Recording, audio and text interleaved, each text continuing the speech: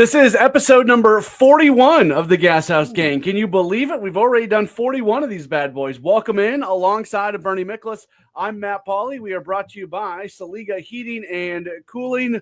Bernie, it is good to see you. If you go by the Larry David Curb Your Enthusiasm rule, today is the final day where we can wish each other a Happy New Year. I'll go with that. So happy New Year to you and everyone watching us here on the Gashouse Gang. We've got a lot to get into today. As always, if you are watching live via the social media channels, we encourage you to comment, and we'll try to address some of those comments as we go along. For those of you who are listening on the radio on KMOX, this is a show that we do live at 12 noon every weekday afternoon via the KMOX sports social media channels. And today it's me and Bernie. Sometimes Tom Ackerman is here. Sometimes Kevin Wheeler is here. On Monday, it is all four of us. We talk Cardinals baseball every single day. And Bernie will get into college football playoff. We'll get into the NFL, but we will start with the Cardinals. I was watching your video that you posted yesterday on your YouTube channel at The Bernie Show, and certainly encourage everybody to check that out for themselves and subscribe. I thought you did a really good job of going through kind of a bunch of different ramifications and tentacles of the idea that what happens if Nolan Arenado does not get traded. So I sort of want to jump off that because I think there's a few interesting things to talk through. And yesterday we did the Countdown to Opening Day show, which runs on KMOX, but across the Cardinal Radio Network. I don't think I'm giving away trade secrets when I say it's not a live show. Mike Claiborne and I pre-record that. Bernie, I'm so nervous every week that Nolan Arenado is going to get traded between the time that we record that and when it goes to air, because right now it really feels like every single storyline regarding the Cardinals is in somehow, some way connected to Nolan Arenado. Well, you used a really good word there, and thanks for the compliment, but you used a great word there, tentacles. There are a lot of tentacles to this, and it's not a linear thing. It's like, oh, okay, Arenado's staying, period. Mm-hmm. You know, there are a lot of ramifications and things that will be impacted because of him staying if he stays. And I don't know how to handicap it. I think we agree. I think most people agree that the chances of him getting traded, I think, diminish every week, counting down to spring training. I would have said, I think I mentioned to Kevin Wheeler yesterday, I probably would have said in early December, there's about a 90% chance of him getting traded. And right now, I guess I'm kind of more of a 50-50 guy on this. I don't know. But there does not seem to be a robust market for him. And perhaps the dam will break when Alex Bregman settles in and makes a free agent decision about where he's going, because some of the teams didn't get him. Might take another look at Nolan Arenado as a trade candidate. When we came out of the winter meetings, I said that there was a better percentage chance that Nolan Arenado would be traded before Christmas than he would show up to spring training as a Cardinal. And I don't know if I'm 50-50. I still think he's likely to get traded, but I've definitely come off of that statement because this thing has just been hanging around for a while. And you would have been right. I mean, he vetoed the deal to Houston. I wonder if he regrets that in any way, because he's unless something happens that would surprise us. You know, Nolan Arenado was using social media to kind of lobby the Dodgers. Here I am. I love you. And then after that, when Paul Goldschmidt got signed by the Yankees, Arenado then briefly turned his attention to the Yankees and their fans. Then he's backed off. So I don't know really at this point where he would want to go. That's the thing that's maybe ominous about it, because if Boston doesn't bite, if the Yankees don't bite, if a couple other teams we mentioned don't bite, well, where is he going to go? I mean, there's a lot of places that would want. There are a few teams that would want him, but you know, basically the Cardinals would still be a better home for him than some of these places, like Seattle, for example. So I don't know how this thing's going to end now. I used to be like you, very confident, but it's not so much anymore. So what do you think of, in your mind, what are the, if we're going to call them repercussions or ramifications, if Arenado stays, what are some of the things that will change in terms of the outlook of the 2025 Cardinals, in your opinion? Yeah, I think there's a lot of things. I think first off, unless the Cardinals make an internal decision that they can carry more payroll than they want to right now, you're going to have to take some pieces away that could help you win games that you don't have as much of a replacement for. There's a clear replacement path for Nolan Arenado at third base with what they want to do with Nolan Gorman at third, and then everything else they want to do in second and left. It's all connected to each other. So that's one part of it. Another part of it is the mental aspect of Arenado. How unhappy would he be being in St. Louis after they've publicly said that they are looking to trade him? There's the opportunity cost that goes along with not being able to give the young players the runway. We've talked a lot about that. I mean, those are the tentacles. That's that's what's got to be figured out. And I've said this before on this show. I'll say it again. I think Cardinals fans who want Nolan Arenado to stick around need to pump the brakes a little bit on that one, because they want him to stick around for reasons of you want to see the team win and play at a high level. And like I said, unless the Cardinals change course, if he's around, they're going to cut payroll elsewhere, and that's probably going to hurt the team more than moving Arenado. Yeah, it would probably mean, and we don't know for sure, but, do they have to entertain the idea of trading Eric Fetty, who will be a free agent after next season? I think he would be a coveted guy if teams knew he was available. Can you talk Sonny Gray into waiving his no trade clause? Because I doubt that they could, but Sonny Gray certainly would have value on the trade market.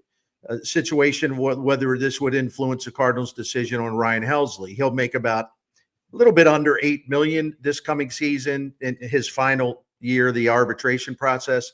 Then he becomes a free agent. They want to hold on to Helsley, but will they reconsider that? Who else of any value in terms of payroll value? Steven Matz.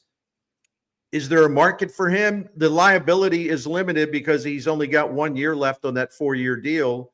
It's $12.5 million, but teams may take a flyer on him if the Cardinals pick up some of that cost, because they figure, well, it's not like we'll be stuck with him for 2 or 3 years, but he's an injury risk, as we know. And then you and I, we've all four of us on the Gashouse gang have talked about this. Miles Miklasz does provide value with innings, and despite what some people say, there is value in pitching a lot of innings. But he's got a no-trade clause, and he has one of the worst ERAs among starting pitchers over the last 2 seasons combined. And he just doesn't miss bats. So what kind of market would there be for him, even if he wanted or he was willing to lift the no-trade clause? But, if Arenado is here, Gorman's not going to be the third baseman. He moves to second. He DHs. If he moves to second, I think that means Brendan Donovan would be in left field a lot more. Maybe Thomas Saggese doesn't make the club, because if Donovan's going to be the super utility guy, do you need 2 of those guys? The Cardinals outfield offensively is rather lean. Maybe Donovan in left field means that they'll put Nootbaar in center field, or at least think about it. What does this mean for Alec Burleson? If Gorman's going to be a DH more than we thought, let's say, for example, well, DH bats were there for Burleson. Maybe not as many if Gorman is not going to be your third baseman. I mean, we could go on and on and on and on. There are a lot of vines to this that would influence how Ali Marmol fills out his lineup card based on what they thought they were going to be doing, and then the reality of what they have to do. And Brian posts and says, I'd rather stay where there's no future, but a nice place to play instead of going somewhere that I don't want to play. And that makes me wonder, Bernie, and I've got no inside information on this whatsoever. This is just Matt Pauley's brain going in all kinds of places when there's an opportunity to do so. Does Arenado want to bet on himself to a point where he feels like he can have a bounce back season and have a great start to the year? And if he does that, maybe more opportunities would open up. He's looking at the market right now and saying, I'm Nolan Arenado and nobody wants me. Well, forget that. I'll show you who I am. I'll start off the season strong, and then that market's going to pick up again. Well, I would think that thought is prominent in his thinking right now, because he works hard every offseason. No one ever doubts that. He took responsibility for his, by his standards, really mediocre season last year. So he's determined to make some changes. The age-related decline is very obvious. Those things can be hard to reverse, but they're not impossible to reverse. When I say reverse, I don't mean he would get back to peak level form, but where he would be better than he was certainly in 2024. I mean, I think that's possible. It's all about, I'm not going to get too deep in the weeds here. Arenado's power is almost exclusively pulling the ball in the air, whether it's a fly ball or a line drive, to left field. That's his pull. That's his pull field. And his fly ball numbers have been dropping. His ground ball numbers have been rising. And the percentage of pitches that he pulls in the air has really been dropping year by year. So if he could reverse that trend, he could have a bounce back season. The trend has really been going hard against him. And I think that's going to be a really challenge for him. But I'm not trying to have it both ways. I honestly think there's at least a shot that he could do that because he knows what he has to do. And that's a big part of getting it fixed. The underlying numbers, though, are not great. You compare Goldschmidt and Arenado. I think Goldschmidt has a much higher chance of having a bounce back because you look at his bat speed, you look at a lot of those underlying numbers, they were really good. So if he can just clean up some small things like swinging at pitches in the zone and not swinging at stuff outside the zone, he's got an opportunity to regain some of what he's been. To your point, Bernie, those underlying numbers don't really exist for Arenado. That's right. And they've never been great, but they're getting worse, and that's the point. I think Goldie will have a nice season for the Yankees. I think Goldie is going to be able to finally fix something. I think him being with Aaron Judge will help him, just as an aside note, because Aaron Judge looks up to Goldie, and Goldie and Aaron Judge have worked together in the offseason and exchanged hitting advice, and now he's going to be a teammate. And Aaron Judge is a really smart hitter, and he knows Paul Goldschmidt's swing because, again, they've worked together. I also just think being in that lineup will help him. I think Goldie, it's probably be good for Goldie where he doesn't feel all the pressure in the world. I'm the team leader. I'm the number one guy. I have to come through. I think he chews himself up in those type of scenarios. I think with the Yankees, there's some safety there in numbers, strength in numbers, where he doesn't have to be a franchise caliber hitter. For those of you who are watching us live, you can head to the KMOX Sports Twitter account. We've got a poll up there right now. Nolan Arenado, trade or stay? And then you can let us know why in the comments. One comment saying, let the man go somewhere where they want to win. Well, Bert, they tried. They tried with the Astros. Hey, I don't know why people forget about the no trade clause. It's not like it hasn't been reported 10 million times.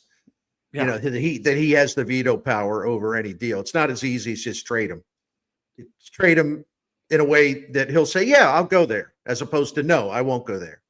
This is Gashouse. He has a say, just like free agents have a say. Well, the Cardinals, I get tired of that. Cardinals ought to go sign this guy. I don't know why this guy signed there instead of the Cardinals. Well, because he's a free agent and he gets to pick where he wants to play. That's why. It's also the Miles Miklasz discussion. I don't think Miklasz has shown any indication that he would accept a trade. He gets to sleep at home during spring training. He's very comfortable. There is nothing that has shown that he would even start to consider a trade. So we get these comments all the time from people when we're talking about, guys that get traded. Well, trade Miklasz. I don't know if there is a team out there that Miklasz would accept a trade to.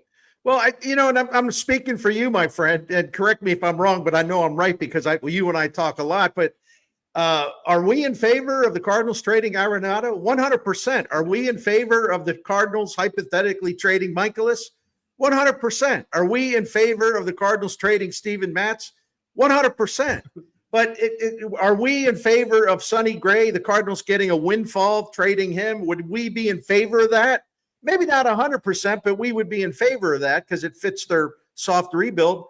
But it's not that simple. When you have no trade clauses, people get to decide where they want to go, the ones who have the veto power. And in Matt's case, if Cardinals fans are sick of him and see him as a bust where they gave the Cardinals, this is what I always don't understand either. The Cardinals gave him 4 years, $44 million.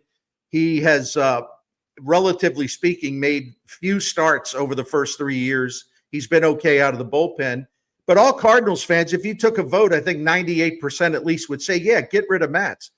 Okay, if you feel that way, why do you think another team's front office would covet him? right? Yeah.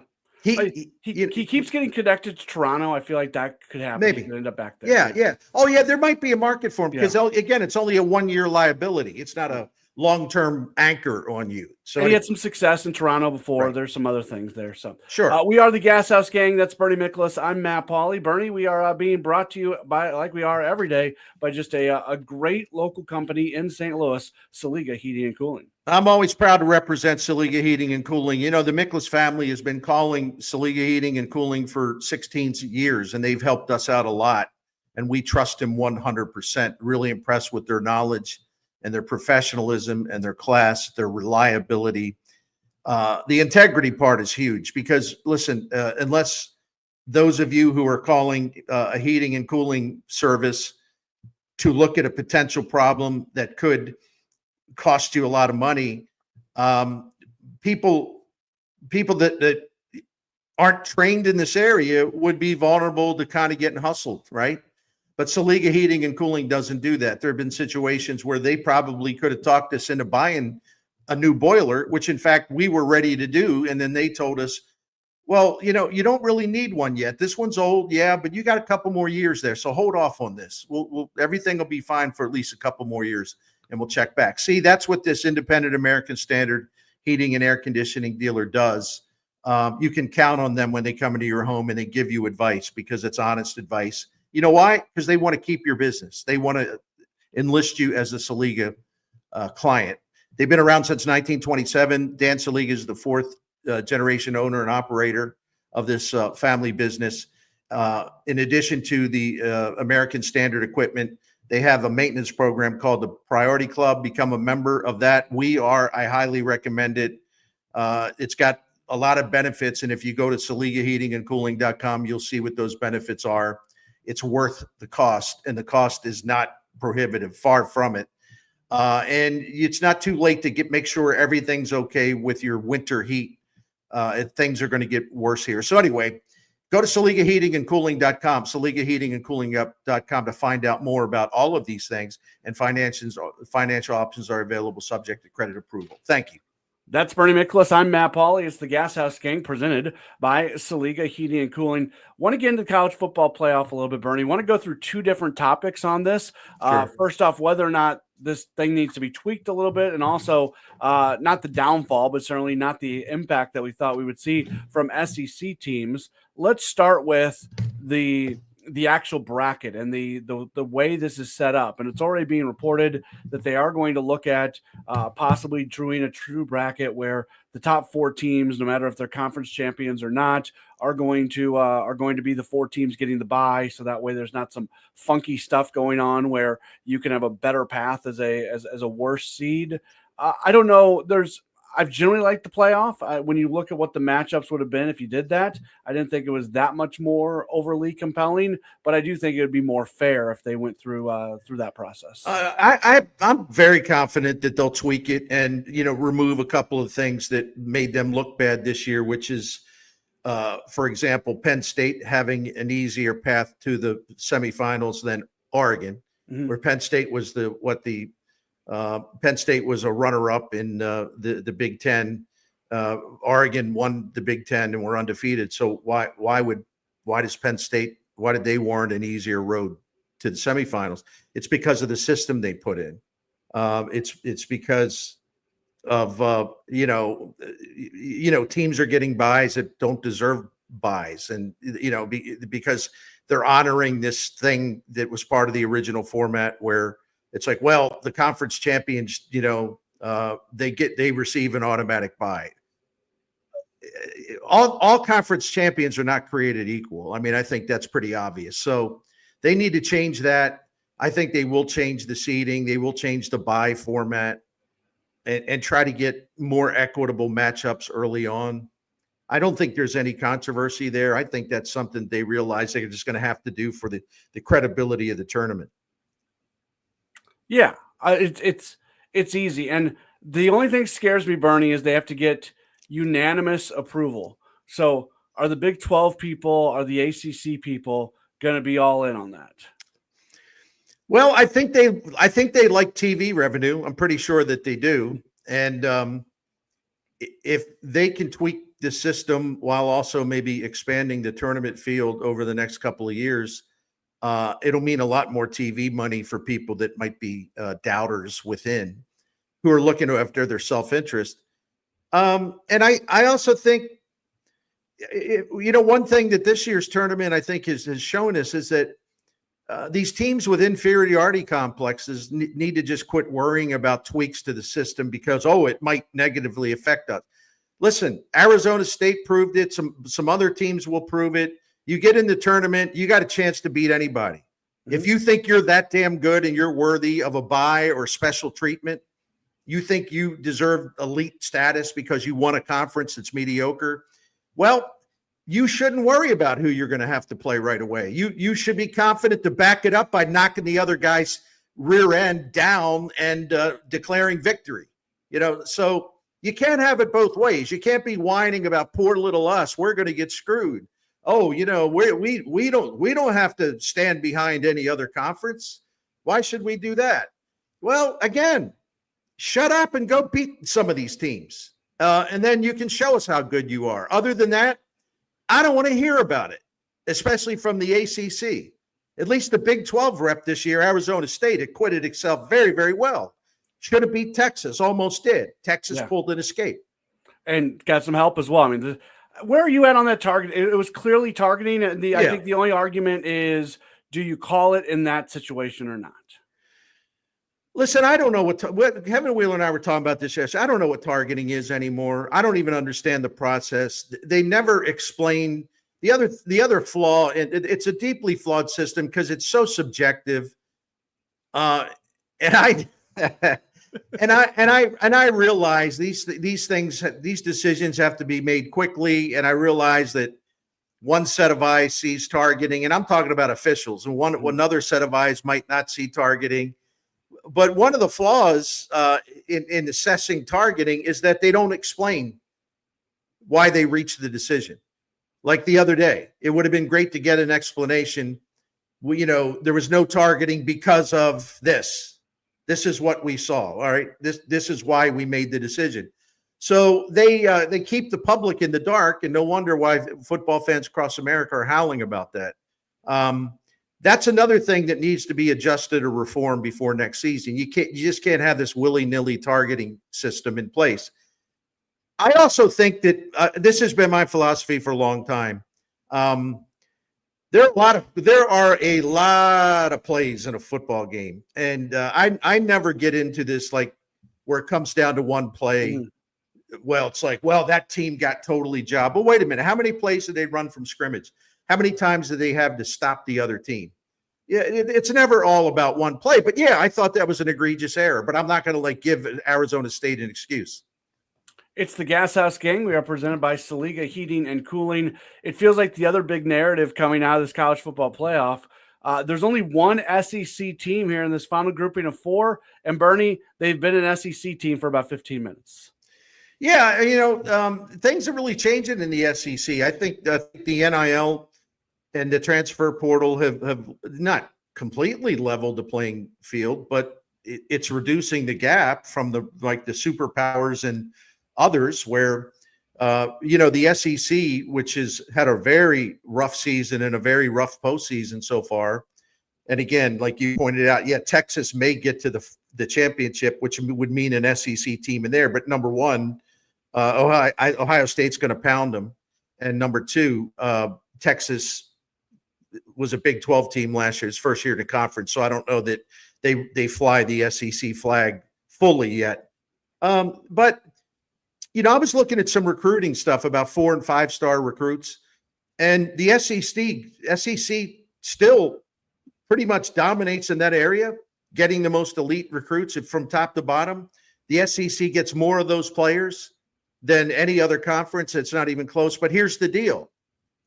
Before NIL and before the transfer portal, coaches like Nick Saban, Kirby Smart, whomever, they could hoard prospects, mm-hmm. and they could keep those prospects in waiting. He said, my best cornerback's going to graduate a year from now, so I'm not going to play this kid much because I'm going to need him a year from now or 2 years from now.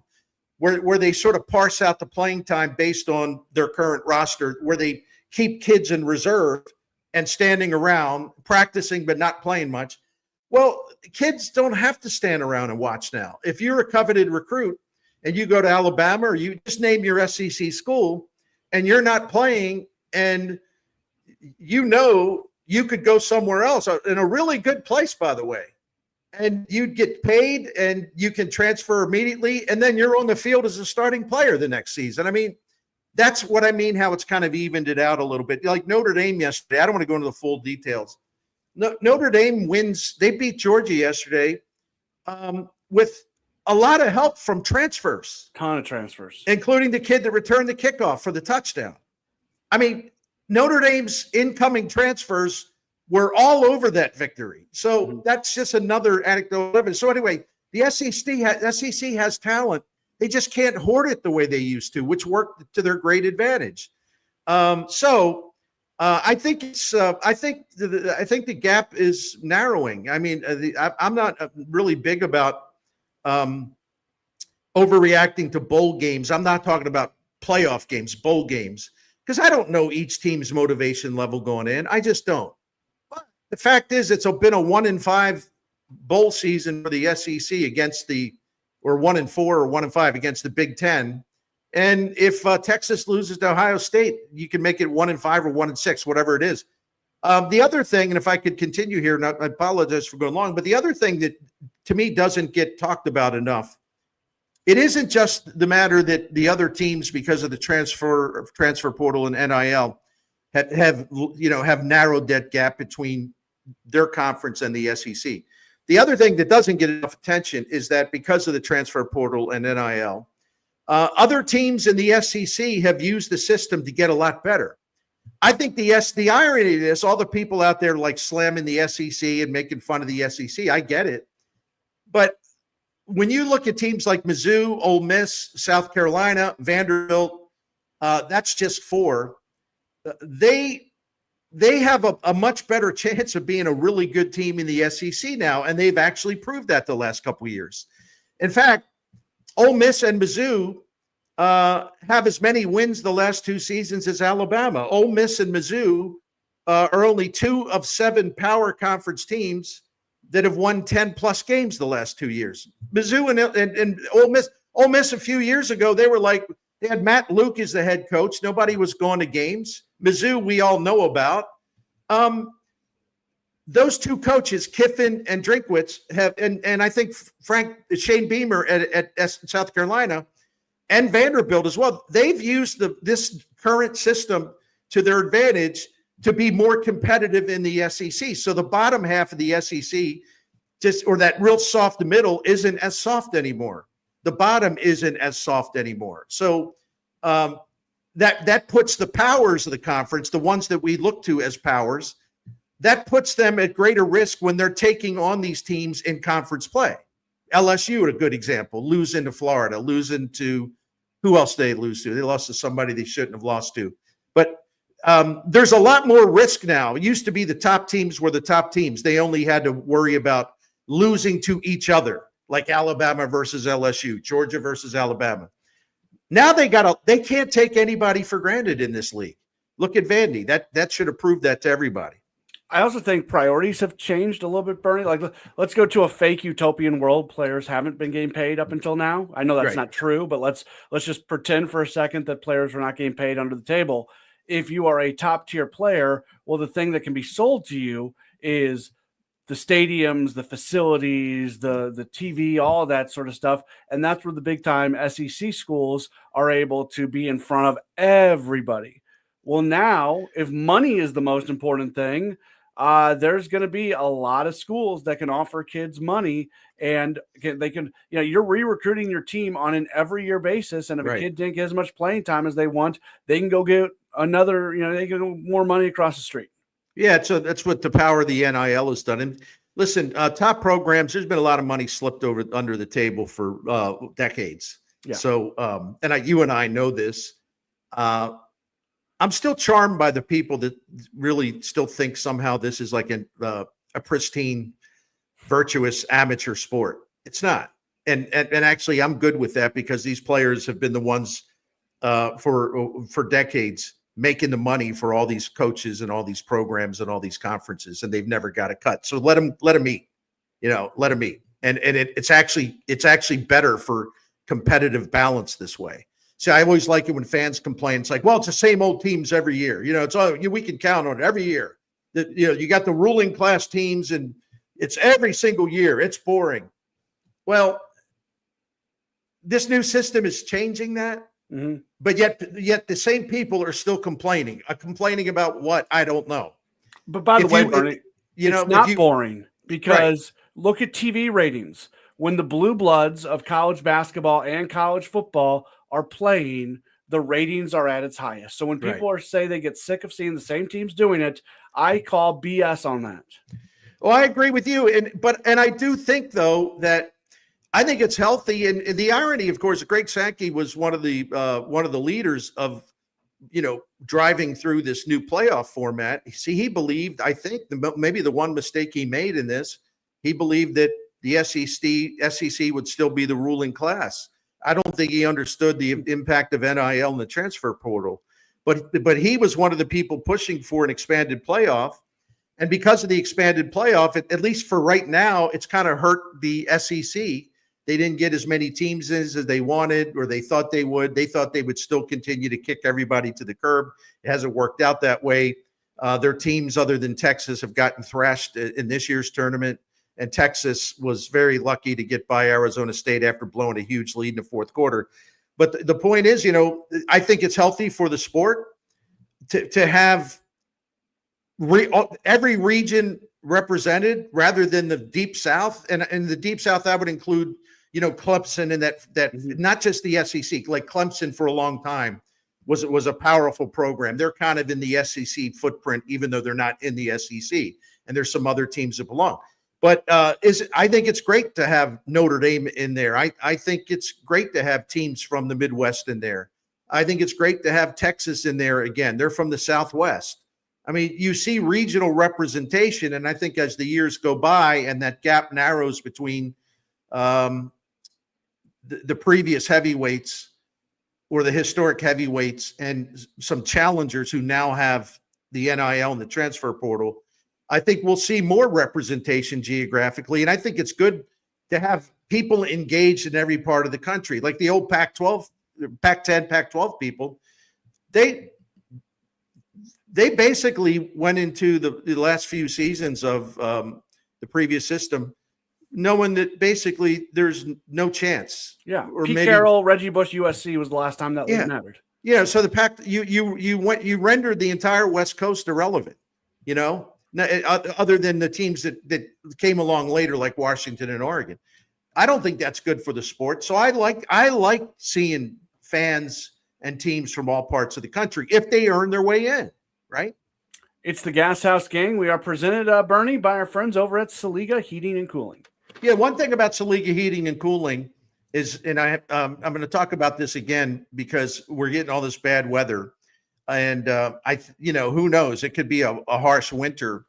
It's not too late to get Saliga Heating and Cooling to come out to your home and conduct a check. This proud, independent American standard heating and air conditioning dealer, it's got the Priority Club, and that is a maintenance program. And if you become a member, and listen, the Miklasz families we're a member. I wouldn't advise you to do it unless we believed in it, because we live it and we use it. And the maintenance program means that Saliga will come out, for example, before the hot weather hits you, and make sure your air conditioning is running well. There aren't any problems. They'll come out before the winter hits you, make sure your heating is working well. There are no problems. And the benefits of this Priority Club that's available at SaligaHeatingandCooling.com, preventative maintenance. They catch little problems before they become big problems. Safety, peace of mind, economical benefits where you can extend the equipment life by having maintenance done. It's service you can trust. It's priority scheduling. If you're a member of the club, that's why it's called the Priority Club. Finances options are available subject to credit approval. And of course, American Standard Heating and Air is the best in the business. So If you need any more info, just go to SaligaHeatingandCooling.com. The phone number is 314-481-7333. But again, you can find out all this info and more at SaligaHeatingandCooling.com. Thank you. It's the Gashouse gang. We're starting to wrap things up alongside of Bernie Miklasz. I'm Matt Pauley. Bernie, want to do a few quick hitters here? Sure, man. In our final 2-3 minutes that we have. I'll be quick. That poll up at the KMOX Sports Twitter account, Nolan Arenado, trade or stay. 69% of the respondents say trade. So it seems like most Cardinal fans do want to see him move on. Some of the comments on that. Ryan says, it's not because of Arenado. The Cardinals are not set up to win now. Arenado wants a chance at a championship before his career is over. He doesn't have many years left at a high level. Get what you can and let him go to a contender. That's what they're trying to do. They just don't want to take too much salary. Yeah, that's exactly what they're trying to do. You know, and the thing of it is, it's like, and I know because I've talked to a lot of people that go to my YouTube channel about this, and they're just saying, well, the Cardinals could win this year, so they got to keep Arenado. That's a reason to keep him. And I always say, well, win what? I mean, Arenado is a big part of their team the last 2 years, and I'm not saying in any way it's his fault, but he was part of the problem with his decline offensively. They had a losing record in games that he started the last 2 years. So, I mean, the idea that you keep Arenado without doing other things to make your team better, but if you keep him, you'll have a better chance to win. How exactly? If you're not going to upgrade the pitching, you're not going to upgrade the outfield, if you're not going to bring in outside talent to upgrade even just your depth, well, just bring in Arenado back. How does that move the needle? It doesn't. It doesn't. So... And the comment that was just up saying, could the Cardinals trade Arenado to the Yankees for Stroman? I hope in not. A salary swap? Like that doesn't, and unless you can then trade Stroman and spin him off. But if you can do that, the Yankees can do that. So I don't think that's an answer as well. He collapsed late last season. Yeah. 18 million this year, and he pitches 140 18 million last year. If he pitches 140 innings this year, then a vesting option kicks in. And then you have to pay him $18 million in 2026. So, I mean, if you're going to use him as a starting pitcher, what are you going to do? You're going to cause a controversy within the clubhouse when he gets to close to 130, 140, and he say, we got to shut him down now. I mean, do you really want to invite that type of soap opera into your clubhouse? No, 100%. People don't think this stuff through. Yeah. The ratings for the Winter Classic were terrible. Worst rated Winter Classic ever.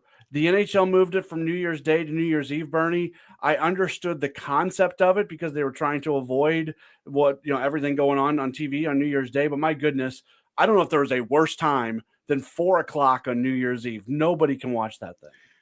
Yeah, in fairness to them, I didn't raise a stink about that when they announced the schedule change, but I did think, are they sure? Is this the smart move?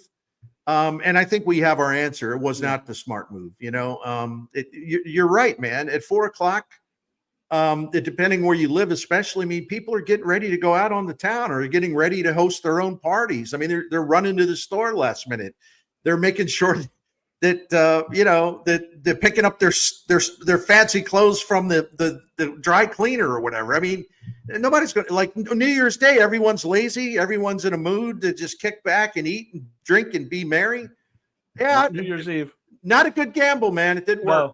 No. NFL this weekend, the big game is the Sunday nighter with the Vikings and the Lions. Winner gets the top seed in the NFC, wins the division. A little intrigue to the games coming up tomorrow. If the Ravens were to get beat, which is very unlikely, the Steelers could swoop in for a division. But it's not an overly compelling final weekend of the regular season. I think that Sunday nighter is a great one, and I have mixed feelings about it.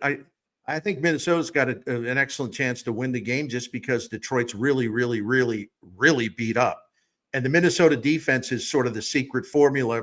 People we talk about Sam Darnold and Justin Jefferson and that great offense they've had, and Darnold's been outstanding. But boy, that Brian Flores defense, they just come at you in all different looks and shapes and forms. You never know where the pressure's coming, and they manage to disrupt every quarterback they play against.